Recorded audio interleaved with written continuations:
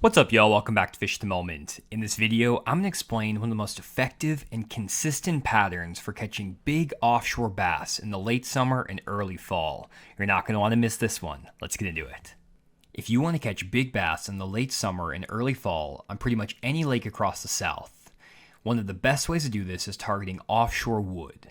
This could be offshore brush piles, lay down logs that are sitting on the bottom, standing timber, or offshore stumps.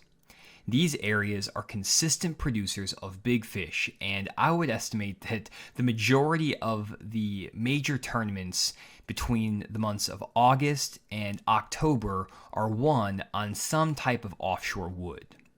This wood doesn't necessarily need to be deep, and I catch a lot of fish on shallow brush piles and laydowns in as shallow as 2 feet of water. But you can also find fish suspended in standing timber as deep as 40 to 80 feet of water in this same time period. The reason offshore wood is so effective is because it gives bass an ambush point to target their two main forage on a lot of these southern lakes, and that's going to be bluegill and shad. As far as bluegill go, you'll find that they'll continue to spawn all the way through the end of September in a lot of the South. And whenever you have a full moon, you're going to find bluegill beds that are positioned anywhere from 2 feet of water all the way up to 20 feet of water, depending on how clear your lake is. If you can find a piece of wood, like a brush pile, a stump, standing timber, that's in close proximity to these bluegill beds, it is a perfect food source for bass, and they can use that wood to ambush those spawning bluegill. Bass will also be feeding heavily on shad during this late summer and early fall pattern as they start to migrate from the main lake back into the creeks. Bass will set up around standing timber, brush piles, and stumps and use the shade around these objects to ambush baitfish schools that swim by. Therefore, this offshore wood oftentimes gives bass the opportunity to ambush two types of forage in the exact same areas, making it an ideal place for these bass to set up in this late summer and early fall period. Now, one challenge with fishing offshore wood this time of year is that you're not going to have large groups of fish setting up on one piece of wood. In general, you're going to have isolated individual fish or small wolf packs of maybe 3 to 5 fish using a particular piece of wood on any given day. This means you're going to have to fish through a lot of wood to actually put 5 fish in the boat if you're fishing in a tournament, and you shouldn't expect to get 20 to 30 bites a day fishing this pattern. However, the quality of the fish on this pattern are going to be above average, and you'll catch a lot of 3 to 5 pound bass when you do hit the right piece of wood. On average, I find that I get bit on 1 out of every 10 to 15 pieces of wood I fish. This depends a little bit on the type of wood. If you're fishing bigger brush piles, maybe the odds are a little bit better. And if you're fishing individual pieces of standing timber, you may have to fish 20 or 30 pieces of timber before you get 1 bite. Regardless, the odds are not that great at catching a fish on any given piece of cover, so you have to find a lot of offshore wood and fish a lot of pieces of wood to actually generate enough bites to fill up your bag or just catch enough fish for a fishing day. To give you a better idea of how this pattern works and how I actually implement it on the lake, I went out to a small fishery by my house and grasped some offshore brush piles, showing you the full process of how I find these brush piles and catch them using my electronics. And really what you're doing with this brush pile deal, guys, is you're not worried so much about what the brush piles look like on down imaging or 2D sonar. The main goal is just fish as many brush piles as possible, trying to target isolated individual bass. A lot of these brush piles are going to have crappie in them. They'll have smaller baitfish, bluegill, all kinds of stuff. And there might be one bass in that brush pile that you really can't even see when you graph over it with your standard electronics. This means the best way to find these brush piles is honestly just to side scan for them. So I'm actually going to switch to my side scan view, not worry so much about anything else, and I'm just going to start marking brush that I see. Really quick, let me explain what we're seeing here in this side imaging image. We have a brush pile on the right side of the screen that has some very distinct limbs. You can also see a few fish that are scattered out around this brush pile. I'm not super concerned about seeing a ton of fish around these brush piles because a lot of times the bass will be sitting so tight to the brush that you won't actually be able to see them. A lot of these bass are going to want to be in the shadow or the shade of that brush pile, so you're not going to be able to see every single fish on your side imaging or down imaging when graphing these brush piles. In the past, I tried to eliminate certain brush piles from my rotation by only focusing on brush piles I saw fish and bait fish around, but I found this was an inconsistent strategy, and I would oftentimes catch my biggest fish on brush piles where I saw no fish on the side imaging and down imaging. Honestly, it's just a matter of dropping as many waypoints as possible and then coming back and hitting every single tree icon that you have with something like a shaky head, a jig, a swim bait, making 2 to 5 casts per area and playing the odds. It's an odds game with this brush pile deal. You're not necessarily coming out here to catch 10 fish per spot, and you may only get bit out of 1 out of every 10 brush piles. So it's kind of a sketchy pattern if you don't have enough brush piles found, because honestly today, if I can run, let's say 15 to 20 brush piles, I might only get 1 to 2 bites. You sometimes need to run 30, 40, 50 brush piles at times to get enough to actually stand a chance of catching a limit of fish, especially in this August time of year when fishing's really tough. There's a couple of trees right there, that's kind of nice. 1, 2, 3 trees. And there's a nice tree right there. It's kind of a little... I want to quickly go back to that image of those brush piles I just graphed, because there are a few interesting things to point out. First, you'll notice that there are a few isolated brim beds around these brush piles. This is going to indicate there may be some bluegill around these brush piles and that there is a good food source for bass. This will make it more likely that bass are going to be setting up in these brush piles, though it doesn't necessarily mean that they're going to be better than any others. You'll also notice that there are 2 very distinct types of brush piles in this image. The first are some Christmas trees that look a little bit bushier and more full on the side scan. You'll also see that there is another tree that looks more like a maple or maybe an oak tree that has more branches and doesn't have any leaves on it. You'll find that at times, the fish are going to be setting up more on the branchier trees, like the oaks or the maples, and then other days they might set up better on the Christmas trees.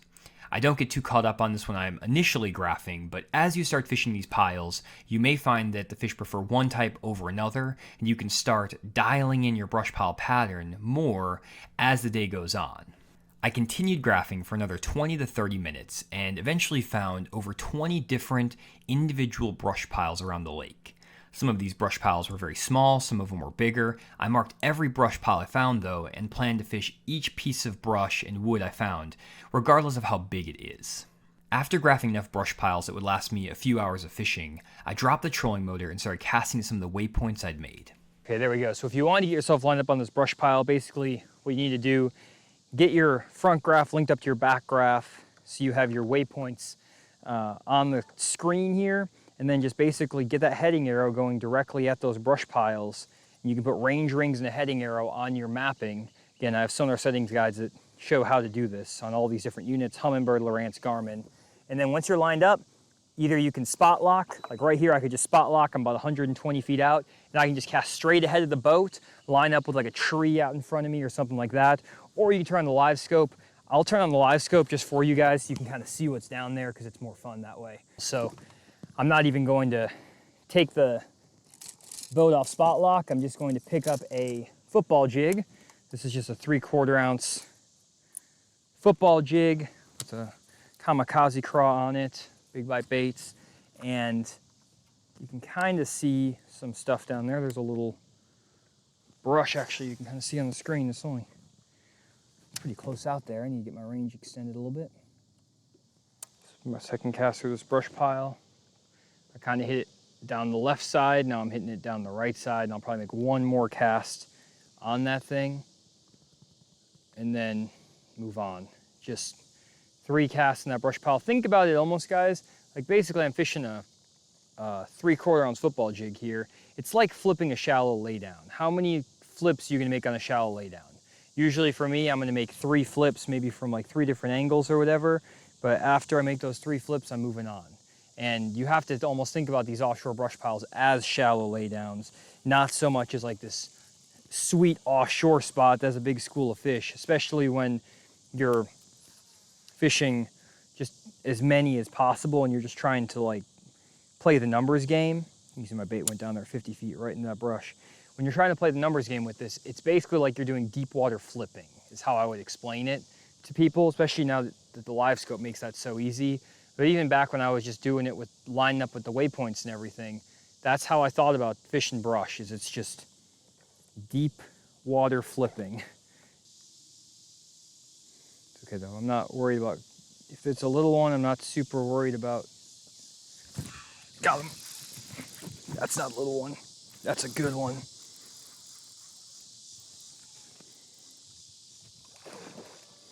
That's what I'm talking about, guys. Oh, yes! Oh, brush pile fishing, guys. Gotta freaking love it. That is a good one on that big worm. I told you guys, you just gotta fish him and fish him and fish him, and then eventually one's just gonna eat it. You just gotta, you saw the whole process right there, big worm. Oh, there we go, guys. He's flopping around, but 3 pounds, 11 ounces. Beautiful fish right there. That is awesome, guys. Whew, gotta love that big worm bite.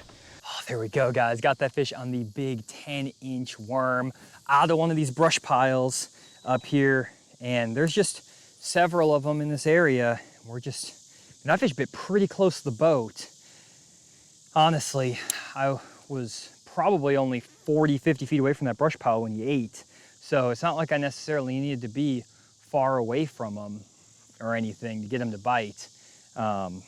It's, again, kind of just like deeper water flipping. That's all we're doing right now. Just working that worm up through these brush piles. Once you're in that brush, oh, golly. Maybe I was just, no, that was a fish. That was a fish. I don't know what was happening there. After catching my first fish, I fished around that area for a few more minutes, then made a move to another set of brush piles in a different area. I only made 2 to 5 casts in each brush pile, fishing each pile for no more than 3 to 4 minutes apiece. I'm doing this because I want to fish as many brush piles as possible and play those odds. Eventually, I found another good one. A lot of times too, guys, these brush piles, they fire at different times. So just because I'm not getting bit out of this brush pile in this exact moment, doesn't mean I'm not gonna get bit on it at some point throughout the day.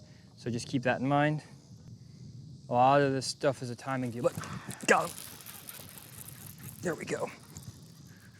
Good one. Not that big, but it's a keeper at least. There we go. Nice fish on the big worm. Another brush pile, another fish. That's what I'm talking about. Got that thing. Whew. That's what I'm talking about. Beautiful fish. Not a super big one. We'll weigh him real quick just for, you know, just to have him on the scale. Just a 1 pound, 8 ouncer. Nothing crazy, but beautiful little fish on the big worm. Let's get back in there, see if I can get another one. I knew that looked too good not to have a fish.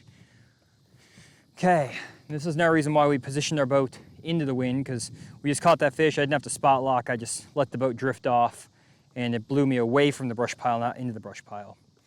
Also, that's the second fish in a row I've caught right after breaking off, I feel like in the exact same brush pile. So that's kind of weird. And I also caught that fish very close to the brush, just like that last fish. Like that fish was 50 feet away from the boat.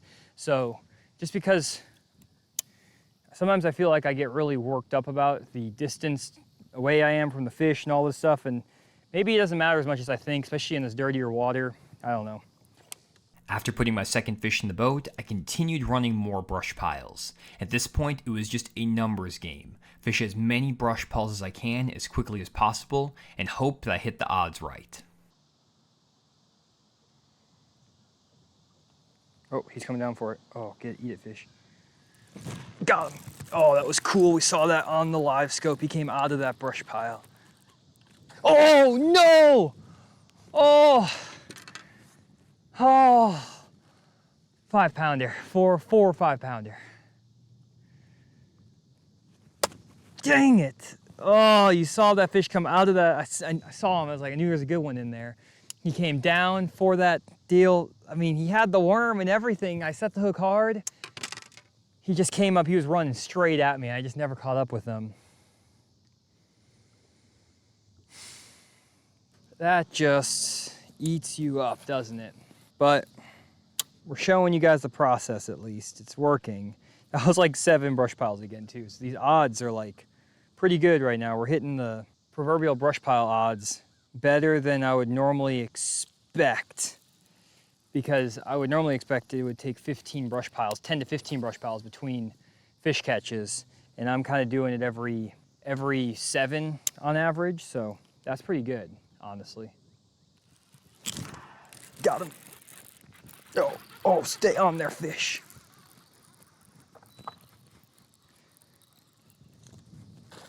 Oh, there we go. Oh, there we go, guys. Beautiful fish. Man, just lost one that was bigger than this, which is crazy. And it's all in the same area. I've actually fished these brush piles already today, but I came back at a different time, a little bit different timing, and we're putting them in the boat. Oh, if I had that last one, guys, last one had to be 5 because it was bigger than this. I boat flipped this one because he was coming in hot. I didn't realize how big it was until he was here. Let me zero out the scale for a second. There we go, 4 pounds, 1 ounce, solid 4-pounder. That other fish, the mouth was so much bigger than this one, so had to be a 5-pounder we just lost. But man, that is another beautiful fish. We're getting it done here. Very quick, limited time, but we graphed all these brush piles and we're running them, hitting the odds correctly, and we're getting really good fish in the boat on this brush pile pattern. Oh, there we go, guys. So basically got that fish again on the 10-inch worm, and it's crazy because I fished these brush piles earlier today. I graphed them earlier today, and I didn't get a single bite, and I went 2.5 hours without catching a single fish. And it just really goes to show how important timing is offshore. It's now like 3 o'clock in the afternoon and these fish are finally setting up because we had that cloud cover all morning that kept them scattered and roaming.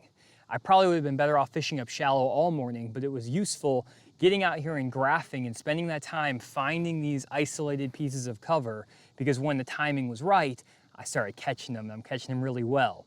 Now, when I did my uncut videos in the past, what you'll find is that I was fishing in that first 2 to 3 hours of the morning, especially the last 2 or 3 videos. And the fish were scattered out. I was struggling to catch fish. And it was the same thing this morning, struggling to get bit. And I decided to just keep pushing through. My cameras were able to kind of keep going today because it's not as hot. And normally this is when I catch the majority of my good offshore fish, is between, let's say, noon and 4 o'clock.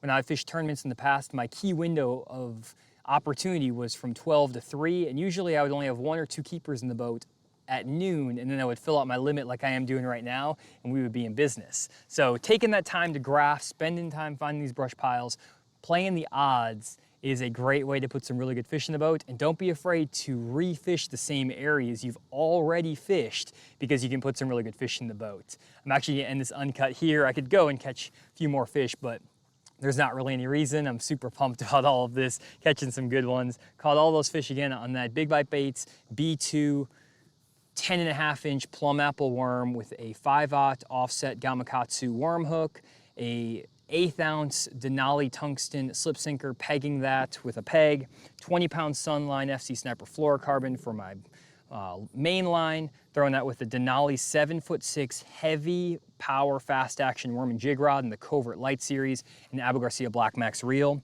That was my full setup, and we absolutely hammered them today. Hope you guys enjoyed this video. We'll see you guys in the next one.